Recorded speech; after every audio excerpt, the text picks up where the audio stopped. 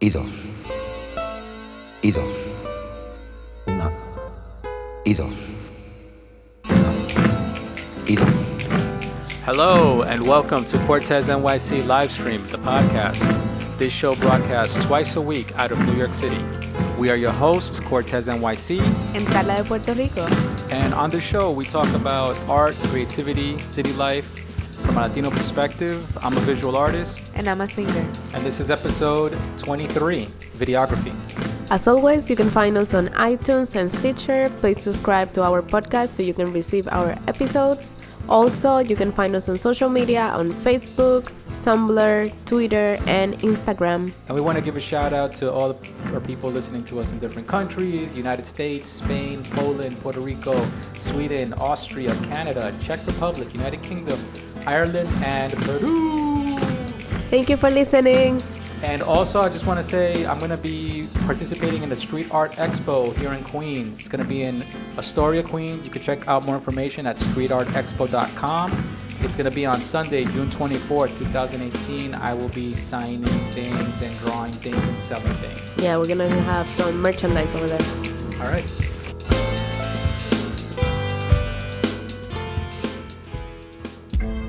All right, another episode. We're back. Videography. I know we touched on this subject before. On a previous episode, we talked about documenting your art, documenting yourself. But we didn't really get too deep into videography specifically. So this one's going to be about that. I think the stuff that we talk about on this episode can be relatable, whether you're going to be documenting a painting that you're doing at home or in your studio, or whether you're going to be painting outside on a tour or something like that, or at an event. Mm-hmm. I think it's relevant for all those scenarios. I think the first thing you should focus on when thinking about doing a video is the directing of it. Be your own director. Think about, why are you doing this video? Are you doing it to show like a tutorial, like a step-by-step explanation of how you do your artwork, how you do the whatever craft it is that you're doing? Right now, let's talk about walls, the painting that you're doing. Or are you doing it like to show the environment or the event, to document the event? If it's going to be outside with a bunch of people, or if it's in a block party or something, and you're documenting the whole event, then the focus isn't so much on the step-by-step, but the focus is more on the entire event, what the day went like. So these are things that you should think about right at the gate. That way, when you're going to record, you're not wasting your time and wasting camera time, recording things that don't even matter. So setting the tone, is it a funny video? Is it a serious video? Is it an abstract video? Those kind of things. I think, like Carla, you've seen it when we go to record videos. We go on location somewhere, we're already talking ahead of time of like, what do we need to record? What should we focus on? Yeah. A lot of times, if we know that we're going to be meeting people, we think about recording scenery and interviews. Automatically, we start to think about, what's the scenery probably going to be like? Who's going to be there? Who could we interview? When we get there, we start looking around already and start thinking, what's really important about this location that we should document, and who should we maybe get a little recording of them, even if we don't use it, or even if we just use a little piece of it. But it's always good to get some people, some interviews, some personalities into the video. That helps a lot in your videos, for your videography. And the scenery, obviously, like if you're in a really strange location, it's really good to get shots of the scenery, and to know that you're getting those shots up front is good. That way you don't have to worry about it later. Even though throughout the day you should space your time out, we'll talk about that later, but you want to get shots throughout the day because the scenery will change throughout the day. So that's important. The directing of it, the storytelling of it, and the location, right? How many days, how much time do you have there? Are you going to be there for 1 day or 2 days or whatever? And the location, like, is this going to be somewhere private or somewhere open to the public? And you should think about this ahead of time, and that'll inform how do you go about preparing for it, for this videographical exploration. Yeah. All right. The next thing you should think about is cameras. What cameras are you going to take? So The location, the scenery, the tone is going to tell you what cameras you should take. If you're going to a location that's very open in the public and might not be too safe, you don't want to take a very expensive camera. You want to take cameras that are not so, unless if you have a whole crew with you that's going to help document and protect the cameras, you don't want to go with a whole big set, you know, to like some big open crazy public environment with music and stuff. That's going to be too loud. If you're going to go into a weird, maybe like if you're going to get into a thing where you're going to be on a lift or you're going to be on a ladder or you're going to be somewhere that you can't be on the ground level, you're going to maybe want to take a portable camera with you as well, an additional camera, like maybe like a small GoPro or a small handheld that you can have on you so that you know that you'll be prepared to have footage on the street level and footage in hand where you are painting. Another option for people that might, you know, I never managed to get around to buying this, but another option is buying a drone, a small helicopter camera whirly thing. That's not that crazy expensive. It's expensive, but it's not out of your reach. If you really are interested in making an impact in your videos and you're going to do something that has visual appeal, you know, not just your art, but also the scenery, then I would invest in a little drone with a capability. I've seen it. We went to Jay's house one day and somebody had it where it was attached to their phone. It was an app that was on their phone and they can control it through an app on the phone. That was really cool. Another thing to think about is maybe waterproof cameras. If you're going to go to a location that might be raining or might be near water, maybe you want to get shots in the water, you know, maybe you want to do that just to experiment. So even a waterproof camera or a waterproof container for your camera could be a good thing to think about. And now they even have this videographer was talking to me. He was showing me 360 cameras, 360 degree cameras that can record 360 degrees at once, and then you could set them for like a VR experience where people can on your phone. They can scroll left, right, and look around while it's being recorded. They can see the whole footage that way. That's really exciting. That's another thing. I never got to that point. Maybe I will one day. I don't know. I'm not sure, but but that will be great for a wall. Like if it's a long wall, even if it's horizontal or vertical, it will be great because then you can take and record the whole wall like that, and you can have that image there. Yeah. Another piece of equipment that you'll be thinking about when you're gearing up is microphones.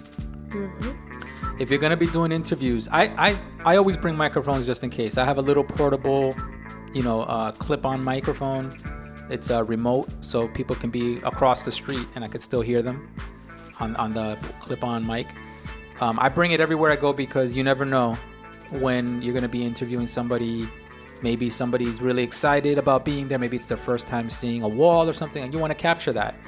Also, maybe the people that you're painting with, they might have something happening in their lives, or maybe something that happened at the wall that they might want to share. So it's always good to bring a microphone.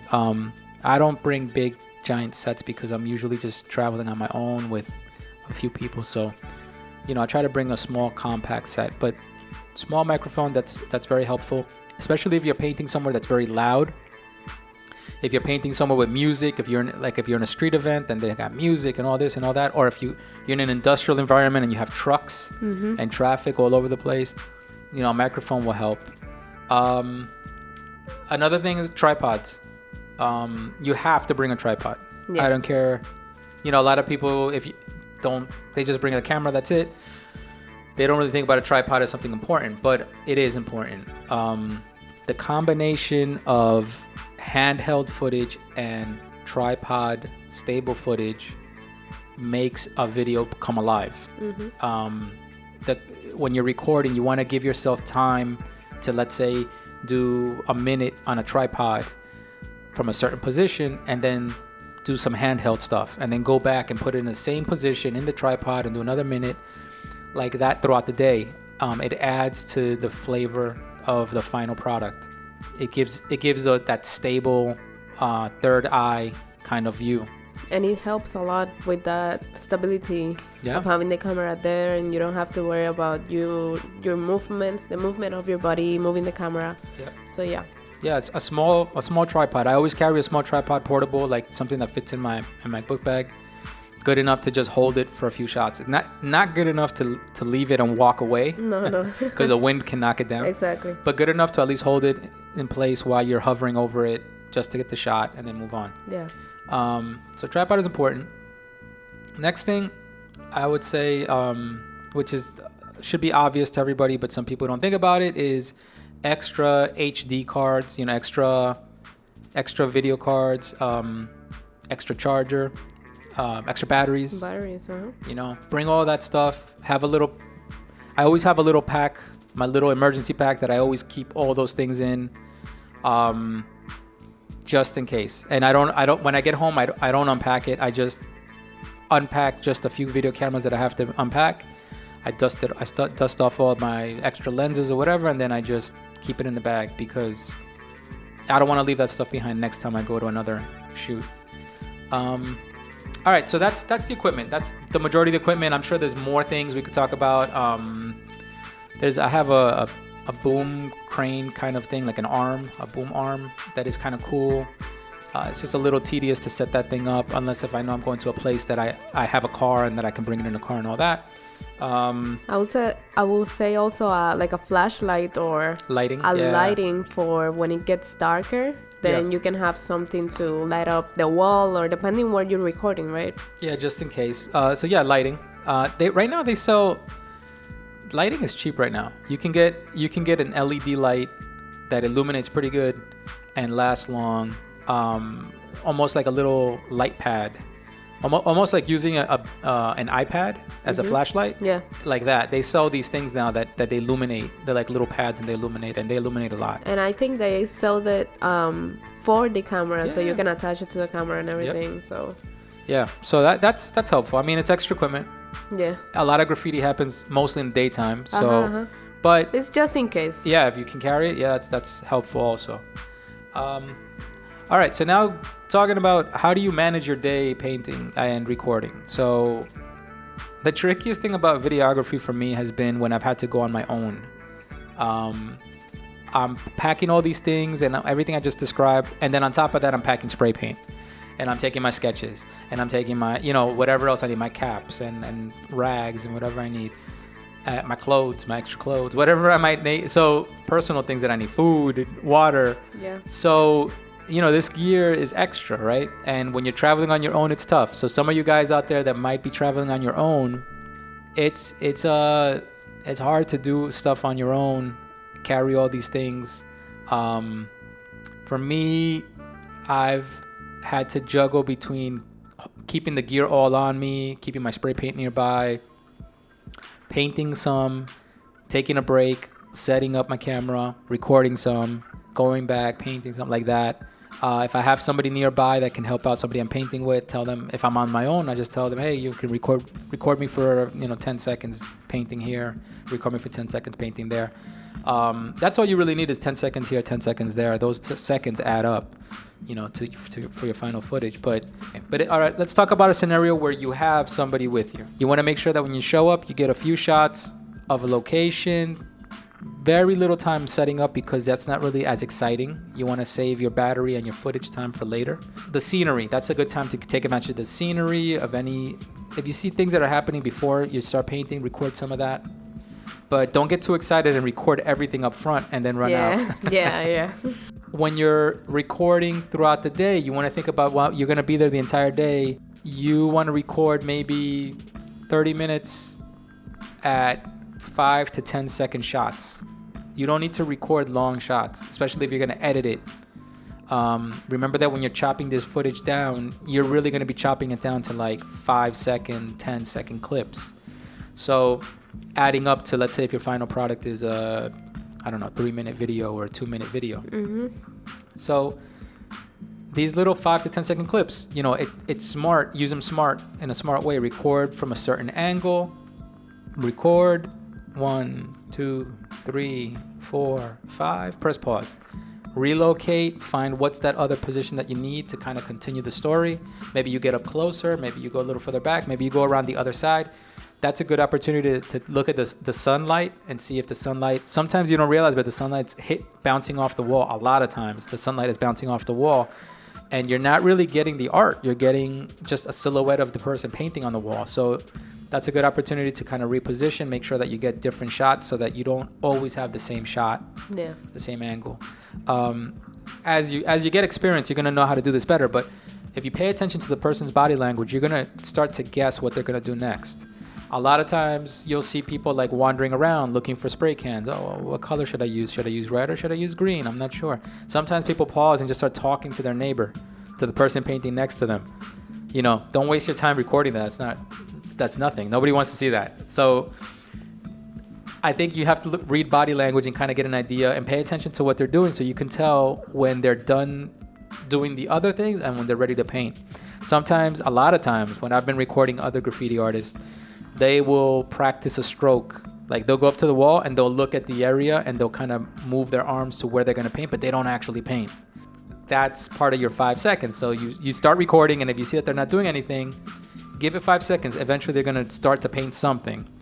And hopefully you capture and you get a rhythm for what it looks like when they're actually going to make a move. And then you start recording a few seconds before they're going to make a move. And obviously if they walk away from the wall, stop recording. You know, don't keep recording them walking away and doing this and doing that, because nobody wants to see that. There'll be plenty of that in your B-roll and your extra footage, your scenery footage. There'll be plenty of shots of people walking around and wandering around. You're not going to need the artist doing that too. If you're doing a long shot, if you're going to do something that's maybe, you know, so if your video is, let's go with 2 minutes long. If your video is 2 minutes long, there's no reason that your long shot should be longer than 15 seconds. Because if you divide your 2 minutes into seconds, you know, you don't want, let's say 30 seconds of a long shot. That's like, you know, a big portion of the video. That's going to be a really boring video. 15 seconds is more than enough. If you want a long clip that maybe is a continuous clip, that maybe, you know, you just lock the camera down and watch the person paint. But they better be painting something really interesting, because it's going to look boring if they're just dabbling around with little lines in a little corner and they don't handle the entire wall. Yeah. A lot of times when I've done long shots, I've had to plan it ahead and say, okay, I'm going to do a long shot. And I've set up the camera and set up what I'm going to paint so that I know that I'm going to go across the entire wall, and that way you see some movement, or I'm going to do a character, but I'm going to do a lot on the character so that you're going to see some progression, and not just me just doing one little corner of a person's eye, for example, and then you're just seeing me standing in one position. Like, that's boring. So even if you speed up the video, it's going to be boring. Like, it's going to be boring for a person to stay still in one corner. So long shots, anything that's like 15 seconds long, like a long clip, you want to make sure that you're doing something that's maybe a little planned. You know, maybe you want to talk to the artist, or the artist to the camera person, talk to each other and figure out how you can plan ahead a long shot. And from what position would be the best position. And you want to make sure that there's nobody walking in front of the camera at the time that you're doing your long shot. Mm-hmm. And, you know, there's a lot of things that go into planning for a long shot.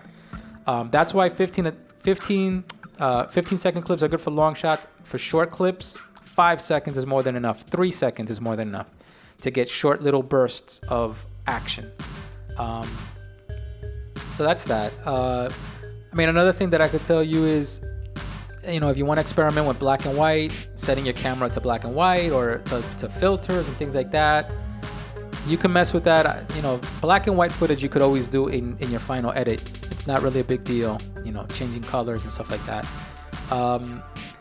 The lenses, if you have different lens, like a different lens for your camera, that's kind of important. That's something to think about and consider along the day. You know, making time to put maybe a fisheye lens or an extra wide angle, things that maybe, you know, if you have a special effect you want to do, maybe you want to put the camera on a skateboard or something, some sort of wheeled, you know, thing. Maybe maybe somebody has a cart with wheels and you want to like wheel the camera across the wall or something. Plan ahead for those, and again, it's only going to be 15 seconds long at the most. But that's pretty cool. And if you have a drone, obviously, if you have a drone, you know, you're gonna want to fly it around. Plan out your flybys. Plan them out. know your beginning point and your ending point for the flyby, and then plan it around a person's actions. So that way you capture them and you make the whole shot count, and you can use your full 5, 10, or 15 second shot. All right, enough of that. Next, let's say that the day's coming to an end. You want to make sure you get your final shots. Final shots are the most important thing. It makes no sense to do all this and you don't have your final shot. Final shots, just get a good steady tripod shot. The best thing that we do is we set up the camera on the tripod. We lift up the tripod, put it in position, record. If we're doing multiple pieces, like maybe it's a whole production, then we'll just shoot, set it up, shoot, record, press pause, pick it up, move over a few feet, shoot, record, and treat it like a camera. Just get still shots across the wall. After you do that, then you go do a handheld and walk around the wall and kind of like get close, zoom in. Out. Exactly. Yeah. Just to cover both sides, so you have both things and you can treat them how you want to treat them in the editing stage. And then in the final shots also, you want to get final shots of the crew, whoever's painting, whoever, you want to get some shots of them on video. That's a good time to do maybe a wrap-up interview with somebody, get some footage of people, maybe commenting, and then maybe do a quick walk around the scenery. By that time, I'm sure the sun is setting and you want to just get some final shots of what the day ended up looking like. And then plan ahead. Maybe if you can come back the next day and get morning shots, in that type of lighting, that helps. Because sometimes the evening lighting is not the same as the morning lighting, and you can get better shots on a wall. Sometimes how on a wall that you get shadows? Yeah. Because maybe there's like an over ledge or something like that that's blocking the sun at a certain time. So if you're lucky, you can come back the next day and you can get some other shots just to have extras just in case. Yeah. But final shots are important. All right, so that's all the process of like recording. Let's say the entire day, you spend a whole day. Let's say we do 2 days. 2 days is great, right? Because if you can go back a second day to record some more and paint some more. It's great. Yeah, you can go back with new energy. You have more batteries charged. You have, you whatever. have more time. More time, and if you forgot about something or you thought of a new idea, you can do it on the second day. Yeah. That's always good. All right, so that's that. The next thing will be editing. I'm not gonna get into too much detail on editing because it's hard to do a tutorial, let's say, on editing, over a microphone. But editing, I would say, I use Final Cut. You guys use whatever programs you can use, whatever video editing programs you can use. I would recommend right out the gate, cut to music. Try to get some music. If you don't have music, there's places where you could free download music or whatever. Get some music, cut to it, because the timing of the music helps the timing of the video. It makes it more entertaining. When I start editing my video projects, I usually try to complete all my wall footage first. I take all the footage that I have, all the photos that I have of just me painting the wall, and I cut that first. I make sure that I get that down. And if the video is 2 minutes, I try to get that to like a minute and a half of wall footage. And I try to save those extra 30 seconds for scenery footage in the beginning, or introduction footage in the beginning, and closing footage at the end. So if you're cutting a video and you're going into like 5 minutes and you can't trim down all your footage down below 5 minutes, you're doing something wrong. You really have to make decisions and trim it down to only the best shots, which is hard. I think when you're especially when you're editing your own footage, it's hard to decide what's the best footage. What are people gonna see as the best footage? But that's the trick to editing. After I complete all my wall footage and I have all that together nice and tight, then I try to see where can I squeeze into that footage, little breaks to show scenery footage. And I get all my best scenery footage. I dig through my footage and I find the best shots that describe the scenery the best, and then I try to insert those. And then I try to look for where in this video can I put some talking or some little sounds, environmental sounds. Another thing could just be environmental sounds, things that give you more background. Yeah, that's something that you can record in the actual place. Maybe you have a voice recorder, a sound recorder alone. Yeah. You record something, maybe something interesting, the music, people talking, people walking. Maybe if you are by a river or something, you record that sound. and then you can add that sound when you're editing, right? Yeah, or sometimes the trains passing by, things like that. Yeah. You know, record some of that and just get some footage of the trains and whatever. So yeah, I mean, that's where you try to insert those at the end. Don't put yourself into that in the beginning. You know, in the beginning of your project when you're editing, try to edit that stuff into at the end when you've already have your complete wall footage together, and you'll see where's the best spot to insert it to kind of get the viewer's attention. But yeah, and I think that's pretty much it. I mean, when I'm editing, I do cheat here and there. I'll add some background sounds. You know, if I didn't get any, you know, I'll use some footage from somewhere else, and if I need like some background environment sound or something, just to kind of give it more life. Yeah. Also, sometimes I'll edit all of the footage mute. So I won't include any of the natural environment sounds. Sometimes if the spray paint sounds good, if the spraying was good, then I'll keep the spray paint sound in my video footage so that it feels like you're really there listening to the spray paint hissing and all that, and the cans rattling and all that. But I lower it down, but I'll keep that sound in there. I think sometimes it adds to it, just to have a little background sound. But most of the time I'll just keep it to music, because a lot of times the sound is bad in the locations and it just doesn't line up. You know, it becomes crazy and chaotic when you edit down short clips. All right, but that's pretty much it. That's all my advice. And obviously you export it HD and all, like whatever settings you want to set it at. Try to make your videos entertaining. You know, try not to go beyond for a one project kind of video. Try to keep it around 2.5 minutes to 3 minutes, maybe 3.5 minutes. If you're gonna do an extended long video, I've done my graph tour videos that are like 15 minutes, 10 to 15 minutes. But those have like how many walls? Multiple walls, right? Exactly. So if you're gonna do something like that, then you break it down and say, well, each wall should be about 3 minutes. Plus scenery, plus the situation and everything that was happening. Yeah, so then you just say 3 minutes times 3, you got 9. Then you add like an extra other 2 minutes for background, environment, or whatever. And if you happen to have something cool, maybe some good interview or something like that, you know, it builds up to 10 to 15 minutes. Yeah. But yeah, you try to keep the videos short, because people don't have the attention span that you wish they did. Although your videos might look really cool and exciting, and your art is great.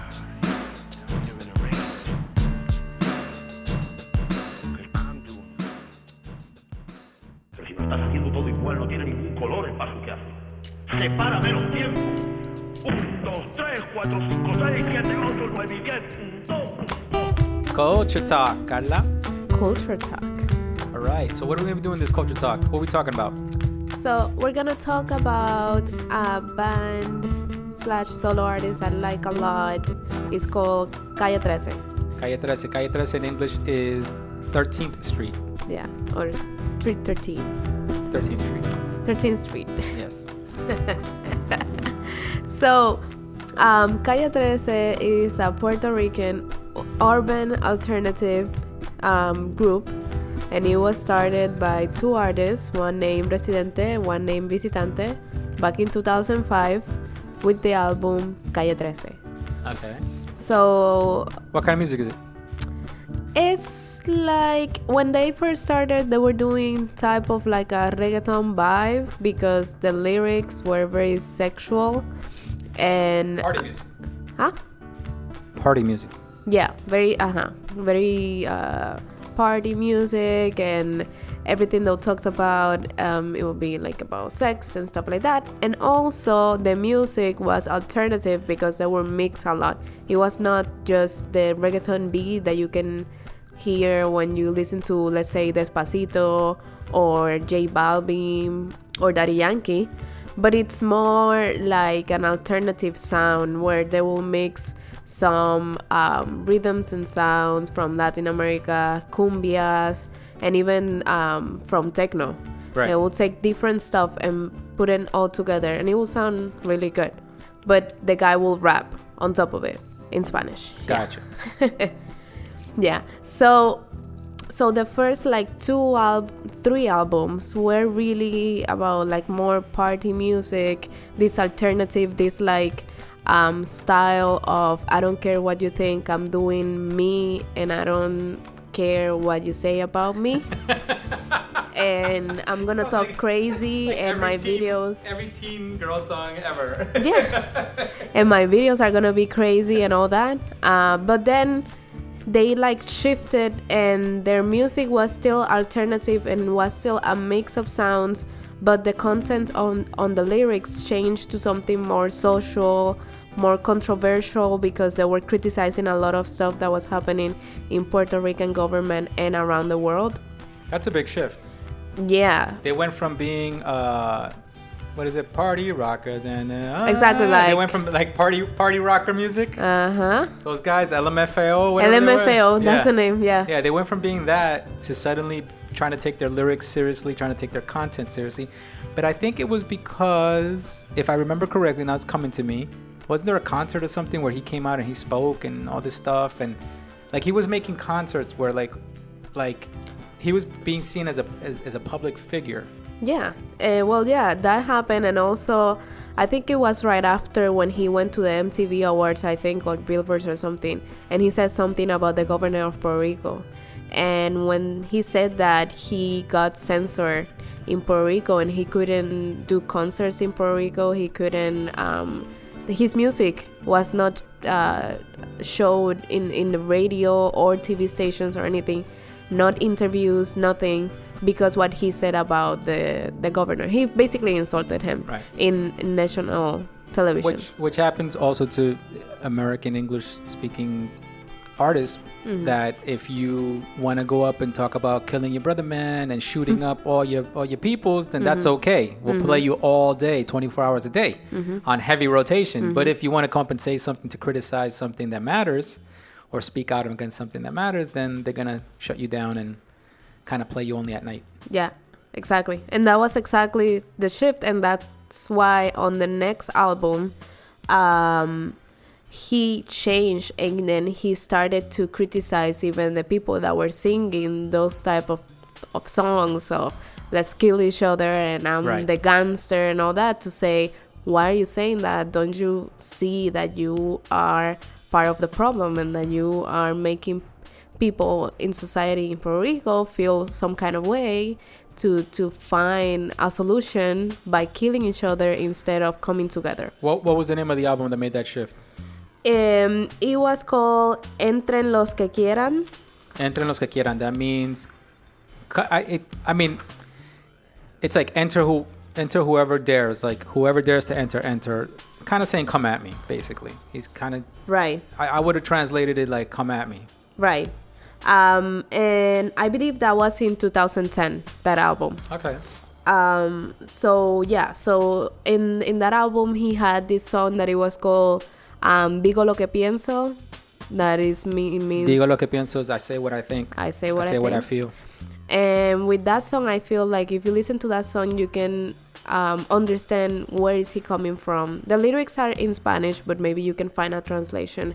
And basically in that song, he explains who he is as a rapper and why all these things happen in his career, and basically how he and he also talks about one of the majors of Puerto Rico and all that, and it's a whole controversy, but it's a good song. You know, he doesn't, when we're describing him like this, he's not that far away from kind of like the path that Eminem took, because Eminem was an American rapper who came out in the beginning. He was just Mr. Party, Mr. Funny, and Mr. Battle Rapper, Mr. Backpack Rapper, and then he ended up starting to take his lyrics more seriously, and then he started trying to make more controversial things, and he started, and the only difference I think is that, I mean, not the only difference, but one of the big differences I could say is they're similar, but then the differences would be that Residente from Calle 13,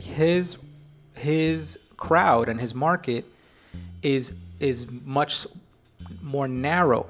The reach is more narrow than somebody like here who can go into R&B or can go into dance or can go into this and that. Where over there, like, I think he was Calle 13 was getting trapped in between reggaeton and like some alternative rock pop thing or Yeah. something. Like, Yeah. there wasn't too many venues for them. It wasn't like he could stick to his lane and be a rapper. No. Because there isn't really an audience for that specific thing. Exactly. In Puerto Rican music and in Latin American music. Exactly. Yeah. Continuing with a little bit more about Calle 13. Another song in that album that is called Entren los que quieran is Latino America, which is like an anthem now for all Latin American countries. Yeah, and that's the one that got my attention. that song really spoke about the whole Latin American experience and the union of the countries as Latin and American and all the things that we have to offer to each other. The video is beautiful and it just went to another level. I think that song took him to the level of social awareness Yeah. and for people to know that he's that aware of everything that is happening in Latin America. Yeah. I feel. Yeah, so again, the name of that song is Latino America. And you guys could find that on YouTube very easily. Calle 13, Latino America. The video actually got my attention because when it first came out, it was heavy on rotation on people would be reposting it on Facebook because the video starts off with graffiti, like somebody's painting a mural. And it's like a very earthy topic, the mural, the visual of the mural is. And then it's animated, it's building itself. And then it cuts to like scenery of the rapper, Residente, walking through Latin America, going, I think, through the Andes. Yeah, he was like in Peru, Ecuador. Yeah. The mountains over there. So really into the people and the indigenous people that they still live over there. But bringing his sound Exactly. and talking about, rapping about how we're all united and how we all work for a better future for Latin America. Yeah. Which is exciting. That was actually a really good video. That caught my attention. That was really good. Yeah. So then going a little bit into the awards that they have won. In the Grammys award, they won a Grammy under the category of Best Latin Rock, Urban or Alternative Music Album. They won in 2015 for Multiviral, in 2013 for Los de Atrás Vienen Conmigo. And then they won 22 Latin Grammys. And that's in total for the whole band. Wow. 22 with just like 5 albums or so. And then passing into what is Residente now. Now Residente is a solo artist. He's not part of Calle 13 anymore.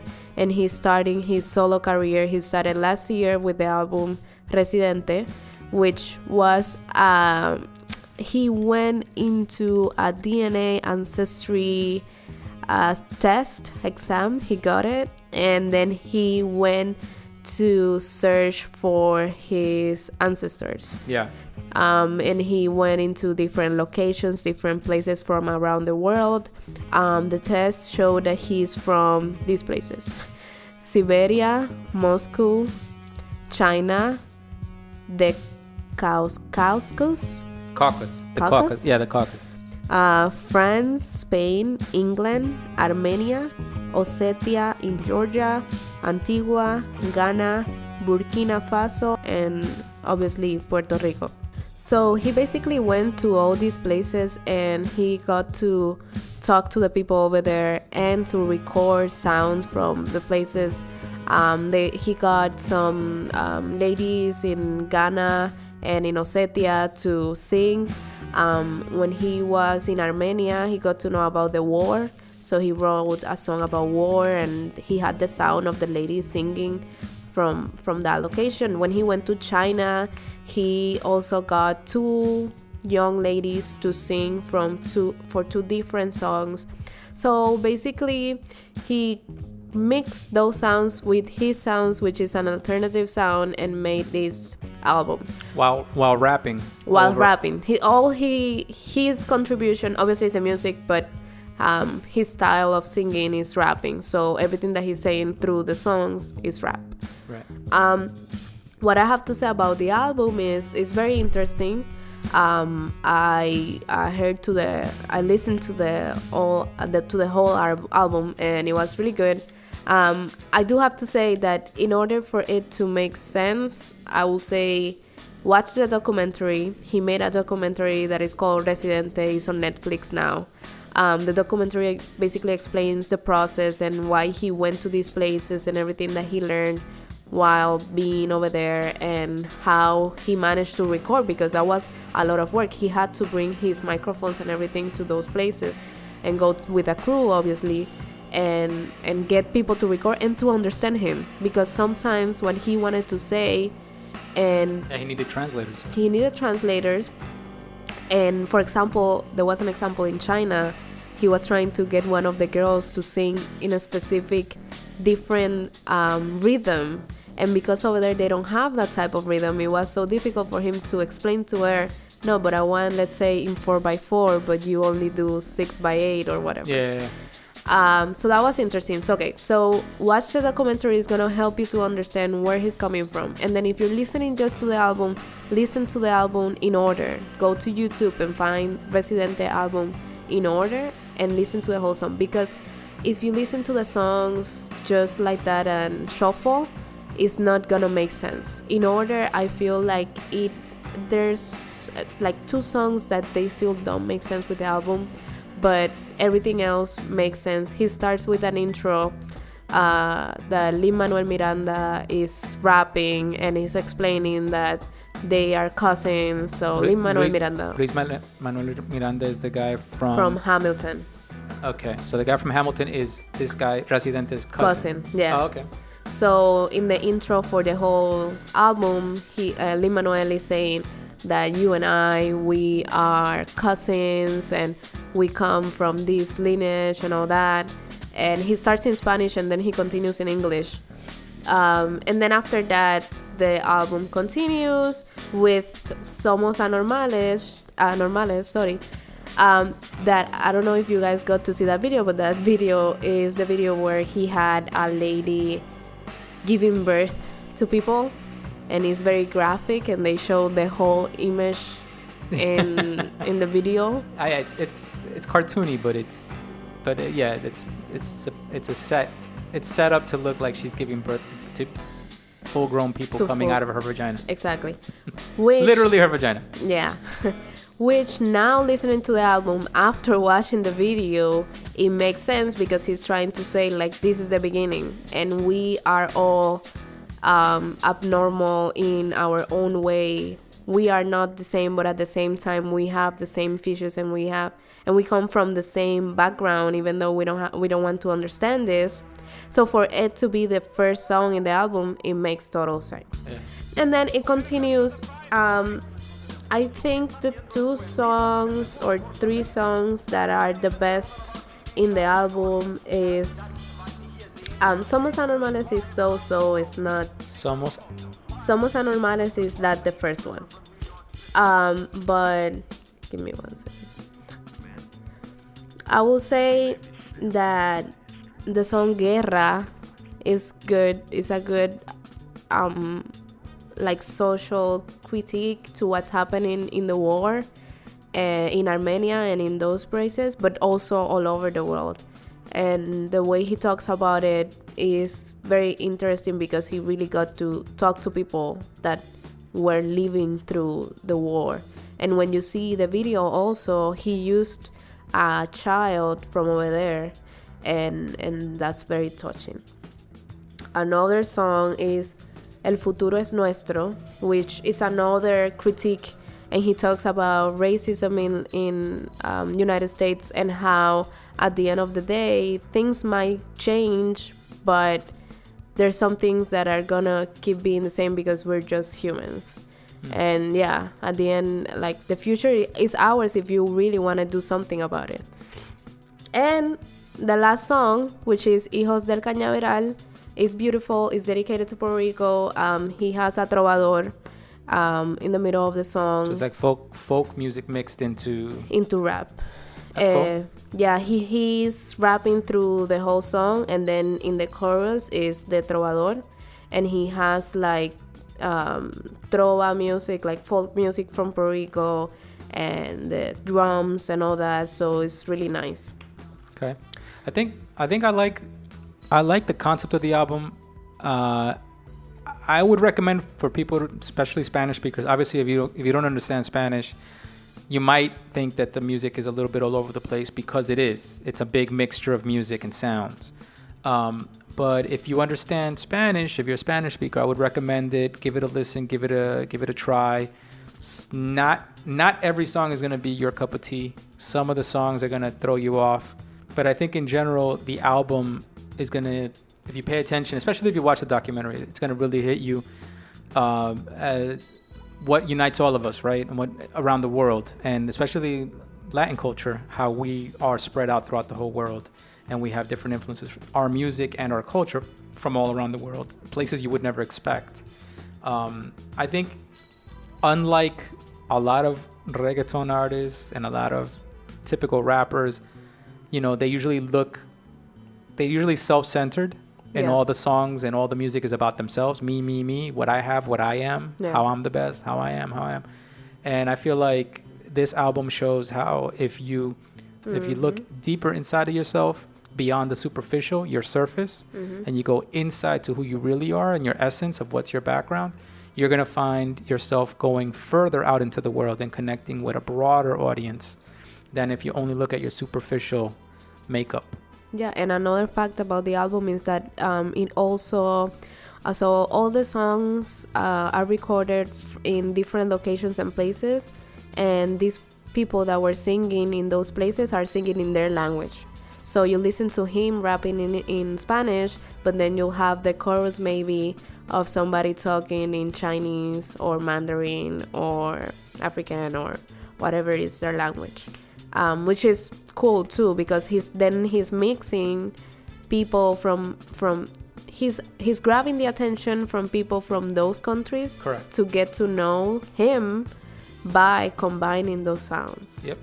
And the album actually won Best Latin Urban or Alternative Album for the 2018 Grammys Award. So, yeah. All right. So, Residente. Go out. Check it out, people.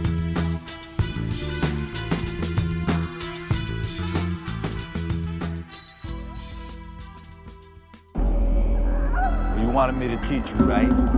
This is street reality. Carla, ¿quieres hablar español? Sí, vamos a hablar español. All right. Hablando español. Let's do it. Hablando español. Okay, so let's start with Yes. directing. Directing or director? Directing. Wow, that's a little harder. Directing is dirigiendo? Yes. Dirigiendo. Yes. I was gonna say dirijando. But that doesn't sound right. Dirigiendo. Yes. All right, dirigiendo. All right, next. Okay, next. Batteries. Baterias. Baterias. Yes. All right. So next one is tone. What? Tone. I would say Tono. Yes. Okay. I wasn't sure it was gonna be like something else for sound, something else for color, something else. No. Yeah, I was thinking about it, but no, it's the same. All right. Next one, tripod. Oh, I don't know tripod. You don't know? No, tripod. Trípode. What? Trípode. Trípode. I've never Trípode. said tripod. Trípode. Trípode. Okay, tripod. Next one, event. Evento. Come on, that's easy. Nice. Next one, shoot. Shoot. Is this the same for gun as No, well it's as not. video? It's not. It's not? All right, well, shoot sería disparar. Disparo. But you're saying shoot As for video would be grabar. No. Toma. La toma. La toma is the shoot? Yeah. Like a video shoot is Yeah. la toma? Yeah. Toma. Like a take. La toma. Yeah, like a take. Okay. All right. Take. Next Toma. one, tutorial. Damn, these throw me off. Tutorial is tutorial. Yes, that's correct. Tutorial. I got it. That's correct. Tutorial. Next one, scenery. Scenery is scenario. Could Yeah. be. Or paisaje. Damn. Paisaje, isn't paisaje? Because I thought it was escenario. Escenario. Yeah. With an E in the front? Escenario with an E in the front. Yeah, Okay, yeah. so escenario or Paisaje. paisaje. Because paisaje is more about the environment. Okay. Okay, next one. Location. Location is local. What? No? Location? Location. Location. I don't know location. No? No. Well, it can be ubicación. What? What? Come on. Ubicación. Ubicación is location? Or localización. That's what I was trying to say. Localización. Localización is location. Localización. I like that one. Location. Localización. Okay. That's pretty long, but Yeah. How do you say portable? portable. Portable. That one's easy. I've said Yeah. that many times. That's correct. How do you say Yes. lightning? Lightning Yeah. or lighting? Lighting. You always do that.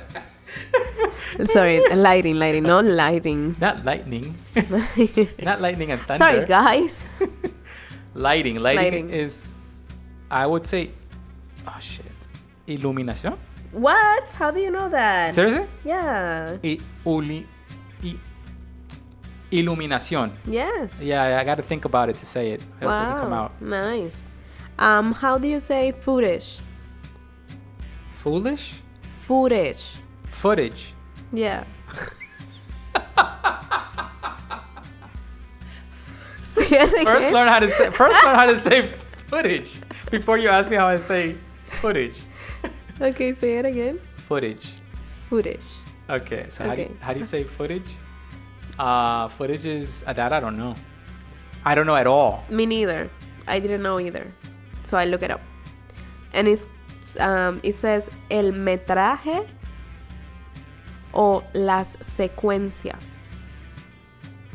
Las secuencias o el metraje. I don't even know what the hell that is. That makes no sense. El metraje is because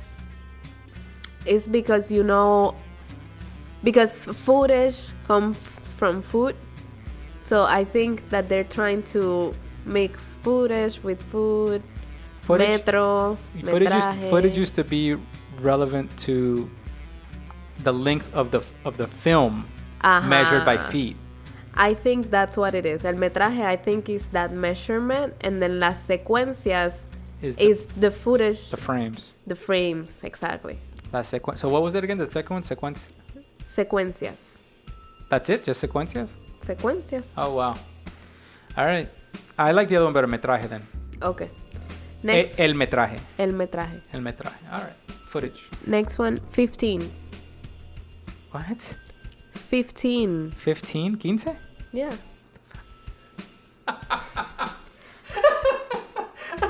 Okay. It's from the 15 seconds rule. Oh, okay. Next one, seconds. How do you say seconds? Oh my god, I'm gonna kill you. You always do this. Segundos, Carla, segundos. Nice. Oh my god. Okay. Next one is urban. How do you say urban? Urban, urbano. Yes, that's right. How do you say resident? Residente. That's the name of the guy, the rapper we're talking about. And how do you say visitant? Christian, I know we know it, but we have people maybe they don't know. How do you say visitant? I don't know if visitant is a word. It's not?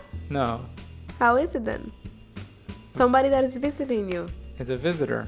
Oh, visitor. There's a resident and there's a visitor. How do you say visitor? Visitor, visitante. Yes, that's right. Good job. How do you say documentary? Documentary. Oh, that one always throws me off. And I think we talked about that one before. Documentario. No. How do you say documentary? Documental. Documental. Got it. Documental. And last but not least, Yes. how do you say rapper? Rapper. Rapero. That's right. All right. Thank you, Carla. Thank you for that Spanish lesson. You're welcome. All right, another episode done. Next episode is going to be episode 24. 24. The Crew. Wow. In art life, I'm going to talk about what it's like to work with a group to do a production. Things that you should keep in mind when working and collaborating with other artists. And on Culture Talk, we're going to be reviewing the movie East Side Sushi. Ooh, yeah. That was a good movie. Mm-hmm. It's going to make me hungry, too. I know. All right, and at the end, we're going to be... Hablando Español. All right. See you guys next episode.